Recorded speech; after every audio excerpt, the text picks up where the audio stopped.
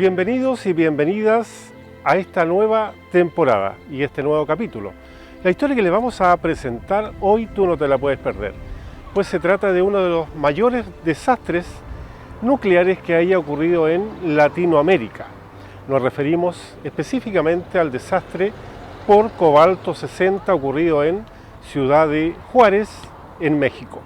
Buscaremos su historia en profundidad, la reconstruiremos y la reviviremos con el gentil auspicio de nuestro auspiciador, como es Supermercados El Canario. Saludamos también a las distintas plataformas digitales y todo esto, por supuesto, a través de TV+, señal 65. Y no te distraigas, que aquí comienza un nuevo capítulo de Buscadores de Joyas Diversas. Cuando se mencionan desastres nucleares, como uno siempre piensa en Chernobyl o en Fukushima, desastres totalmente grandes que han causado gran conmoción en todo el mundo, pero nadie sabe que en Ciudad de Juárez, en México, hubo un desastre muy grande y en realidad dio mucha pena ese desastre porque fue sin querer, hubo mucha inocencia, hubieron muchos errores, la gente ni sabía, fue un accidente que la gente no supo hasta más tarde lo que había realmente sucedido con ese desastre, donde se vieron damnificadas más de 4.000 personas. Esto ocurre en el año 1983 en la ciudad de Juárez, como decíamos anteriormente, México, y fue realmente sin querer, fue una oferta que recibió el director de aquella clínica privada, de aquel hospital privado, donde le vendían una unidad de terapia, según él, bastante buena, a precio módico, y la compró pero sin tener ningún conocimiento de ella, de esta unidad de terapia con cobalto 60. Hasta ahí muy pocos sabían que tenía este elemento radioactivo tan grande, tan fuerte como es el cobalto 60, que es muy radioactivo. Compran esta máquina y pasa el tiempo y no la usan. Esto lo habían comprado exactamente el año 1977 y estuvo durante 6 años hasta que terminó en una bodega guardada.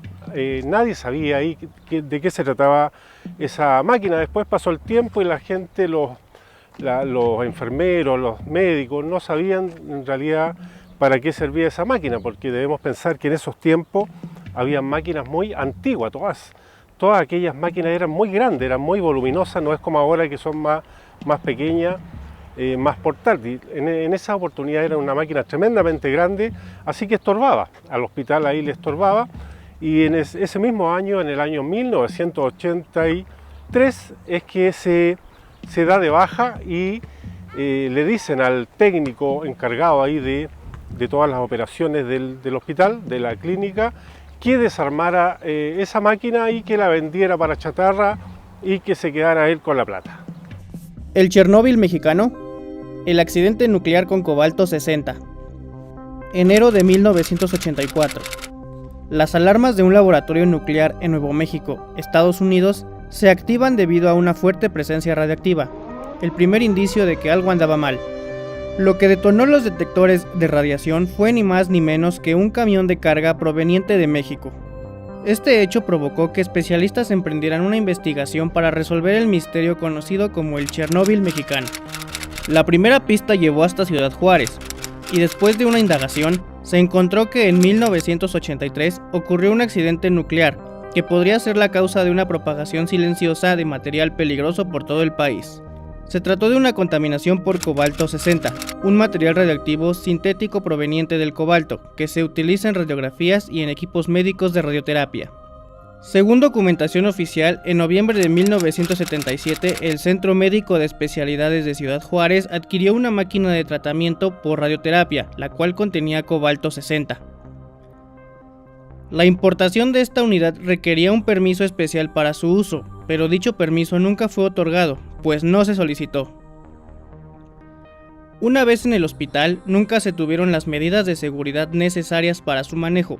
y 6 años más tarde, un técnico desencadenó este accidente nuclear, pues de manera no intencional desarmó el cabezal de la unidad que contenía el cobalto 60 sin ningún tipo de protocolo de seguridad. Según este técnico, a él se le dio la autorización de desarmar la unidad por parte del jefe de mantenimiento del hospital, sumado a que no existía ningún señalamiento que indicara su peligro. Los directivos del hospital negaron todo a raíz de esas declaraciones y decidieron vender esta unidad junto con el cabezal lleno de cobalto 60 como chatarra, para evitar algún tipo de conflicto con las autoridades. Vicente Sotelo es el nombre del técnico que fue muy contento cuando lo llamaron, porque él también hacía sus trabajos, hacía sus pololitos también, así que él consideró que era un buen negocio desarmar esa, para él era una chatarra, desarmarla y venderla. Muy cerquita por ahí había un depósito de chatarra en la misma ciudad Juárez, muy cerca, así que él ya tenía todo contactado y empieza a desarmarla este módulo radioactivo, él sin tener idea, solamente nadie le dijo tampoco, porque ahí no había ningún letrero de nada. Él empieza a desarmar esta máquina por parte, llama a un amigo también para que le ayude y cometió un error, digamos, de curiosidad, porque él empieza a meter mano ahí en un cilindro, en el cabezal de la máquina, que precisamente ahí estaba este material radioactivo como es el cobalto 60. Como contábamos, la parte principal y clave de esta historia es que este hombre, Vicente Sotelo, junto a su amigo, empiezan a perforar el cabezal que tenía 100 kilos, igual a lo mejor él pensó que podía tener algún mineral más valioso, digamos, no venderlo por chatarra, sino que poder extraer a lo mejor cobre, algún mineral que pudiera sacarle más plata. Pero de ahí es donde empieza el problema, empiezan a caer estos gránulos de cobalto 60 y de ahí para adelante empieza ya a contaminar todo hasta donde llegó. Llega a esta desarmaduría llamada Fénix y desde ahí para adelante empieza a contaminar todo lo que era esta chatarrería y todo lo que se moviera ahí principalmente, porque debemos pensar que son chatarrerías grandes donde se mueve mucho metal y se exporta también. Debemos pensar que en esa oportunidad este mineral se movía a varias fundiciones por ahí o fundidoras de metal también cerca, ya sea en mismo México o Estados Unidos.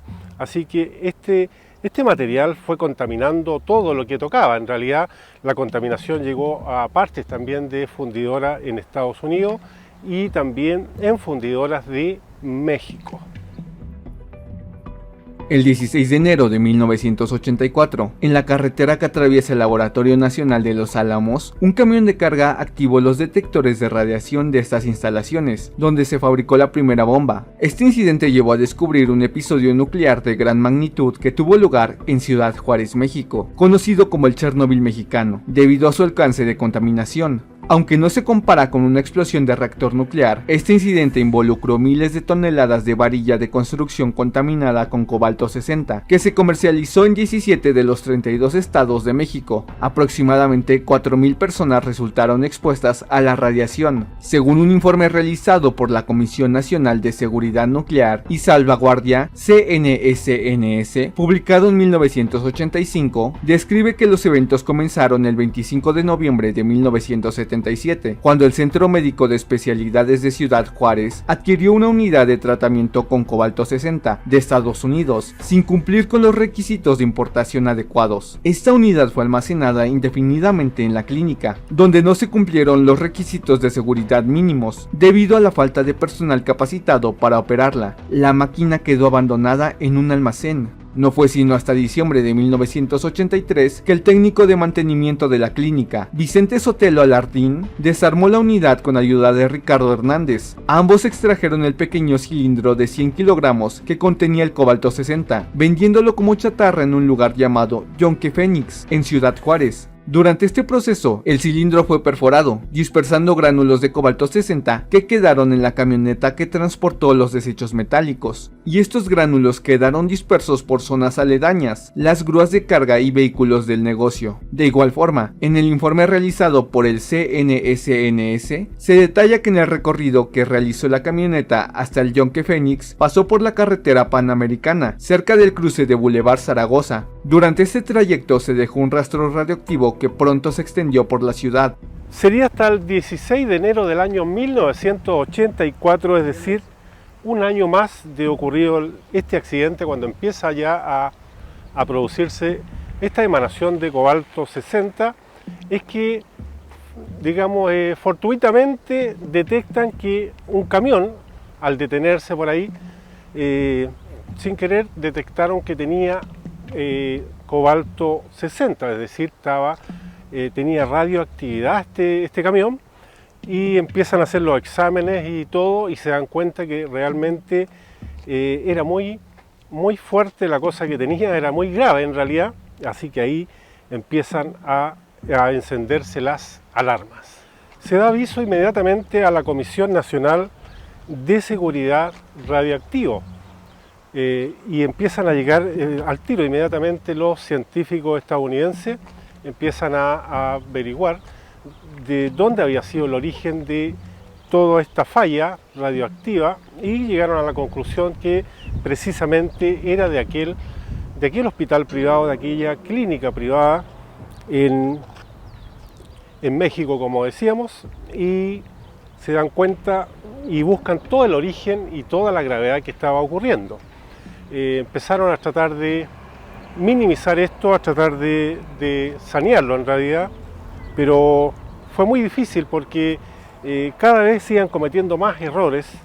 Ya estaba todo, había más de 4.000 personas contaminadas ya, era muy poco lo que se podía hacer, así que entre comillas fue una solución más o menos nomás, porque tuvieron que hacer cementerios radioactivos ahí mismo, ahí en esa ciudad de Juárez, para poder enterrar todo este material radioactivo que se había contaminado. Pero eso sabemos que nunca se hace bien, porque queda al descuido y muy peligroso para cualquier persona que pudiera manipular eso. Finalmente se da aviso a todas aquellas fundidoras donde se había vendido este material proveniente de aquella chatarrería llamada Fénix. Así que empiezan a ponerse en alerta, y se presume que fueron más de 60.000 piezas de bases para mesa y también sillas y otros materiales de construcción que se ocuparon también hasta en Estados Unidos, porque no nos olvidemos que también exportaban ese material de chatarra a Estados Unidos. Así que fue muy grave, muy lamentable este hecho que ocurrió allá en Ciudad de Juárez, México, en el año 1983. Para 1983, esta unidad ya había sido fundida junto con más chatarra. Estos metales fueron utilizados para la fabricación de productos de acero, incluido el usado en construcciones, como varillas. Durante un año se comercializaron cerca de 6.000 toneladas de varilla y 3.000 bases metálicas para mesas, fabricadas con el metal que resultó de la fundición de esta chatarra, junto con la máquina para radioterapia desechada. El terrible resultado, sin que nadie se diera cuenta, es que todo este metal resultó contaminado con cobalto 60, lo que lo hacía peligroso, pues la exposición a la radiación era alta. Este acero radiactivo contaminado fue vendido en 17 estados de la República Mexicana, incluso fue rumbo a Estados Unidos. Hasta el inicio de la investigación, en 1984, al menos 4.000 personas fueron expuestas a algún nivel de radiación y miles de viviendas se construyeron alrededor del país. Pese a esta exposición, los efectos nocivos fueron bajos, pues en poco más de 5 años este isótopo radioactivo ya se encontraba prácticamente erradicado. Aún así, este incidente no deja de ser una gran imprudencia en cuanto al manejo de material radioactivo en México. El gran alcance que tuvo este incidente llegó a oídos internacionales, pues se extendió por casi todo el territorio mexicano e hizo que se le comparara con la explosión del reactor nuclear al norte de Ucrania, que tuvo lugar 2 años después de lo ocurrido con el cobalto 60 en México, llamándose así el Chernóbil mexicano. Actualmente en la página del Gobierno de México se puede encontrar la documentación de este incidente, incluido el cómo se logró erradicar, además de los daños que pudo ocasionar. La búsqueda de un sitio adecuado para el almacenamiento del material radioactivo planteó el siguiente desafío. Debía ubicarse en un lugar distante de la población, con escasa precipitación, sin contacto con cuerpos de agua y con el mínimo riesgo de contaminación ambiental. El traslado del material radioactivo de un lugar a otro en camiones duró casi un año para determinar su destino, tras múltiples intentos infructuosos debido a la resistencia de los residentes locales y las autoridades. El gobierno mexicano finalmente excavó un área en un paraje desértico al sur de Ciudad Juárez, conocido como La Pedrera. Allí se enterraron tanto las varillas como otros materiales fabricados con hierro contaminado, así como el vehículo de Sotelo Alardín. Todo se sepultó bajo capas de concreto para neutralizar su potencial nocivo. No obstante, informes de medios de comunicación locales y nacionales han revelado que el supuesto cementerio de residuos radioactivos, que debería estar bajo protección, ha quedado en el abandono. Los medios locales han denunciado la falta de vigilancia en el lugar e incluso se han registrado incursiones de personas que buscan objetos para vender. Debemos decir finalmente que este error fue muy lamentable, fue muy penoso, porque la gente que se vio involucrada en este accidente, por así decirlo, no tenía idea de lo que pasaba, era gente muy inocente. Bueno, Vicente Sotelo, digamos, el primer hombre que partió con esta máquina de cobalto radioactiva, no tenía idea. Él mismo dice que no había ningún letrero, que él lo tomó como tomar cualquier cosa, cualquier chatarra, y la vendió, y él no tuvo la culpa. Fue mucha gente inocente, esta cadena, digamos, desde la fundición, o digamos, mejor dicho, la chatarrería Fénix, de donde sale, digamos, de donde se origina esta historia del cobalto 60 hasta las fundiciones. La gente no tenía idea. Lo cierto es que más de 4.000 personas fueron contaminadas y es una historia totalmente triste. Ahora, ¿qué es lo que provoca esta radiación? Sabemos que es muy grave, es muy fuerte. Todavía hay secuelas con respecto a aquello, o sea, familiares que se hayan expuesto a esta radiación por cobalto, guaguas, digamos, que estén relacionadas con ellos directamente, hasta nietos. Toda la cadena, digamos, genética va a llevar esta herencia, lamentablemente, de este cobalto 60. Las personas que se contaminan con esto directamente sufren, digamos, pérdida del cabello, la piel se les quema, mueren también, y lo más grave es que les produce cáncer, que hasta el día de hoy ese accidente, por así decirlo, produce cáncer a aquellas guaguitas que están naciendo aún. Las consecuencias médicas a largo plazo para las personas expuestas no se registraron adecuadamente debido a la falta de seguimiento por parte de las autoridades sanitarias. A pesar de que no se reportaron muertes conocidas, algunos trabajadores experimentaron problemas de salud como leucopenia, enfermedad en la sangre que afecta a la cantidad de glóbulos blancos encargados de combatir bacterias y virus en la sangre. Se estima que alrededor de 4.000 personas estuvieron expuestas a la radiación como resultado del accidente.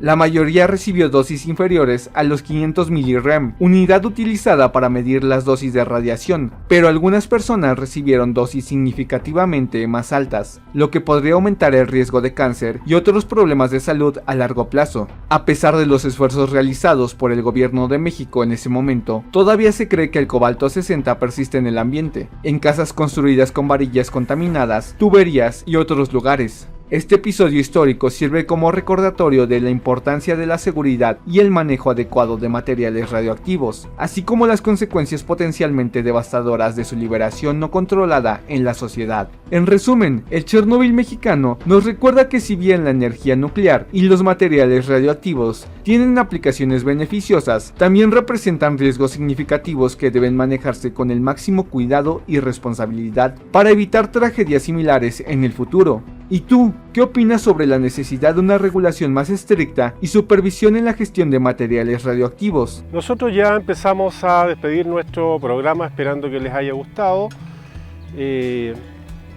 Saludamos como siempre a nuestro auspiciador, como es Supermercado El Canario, También saludamos una vez más a las distintas plataformas digitales. Todo esto, como siempre, a través de TV Más Señal 65. Saludamos también a nuestro director del programa y editor, como es Cristóbal Salfate, y a nuestro director general, Ernesto Hurtado. Nos vemos en el próximo capítulo de Buscadores de Joyas Diversas.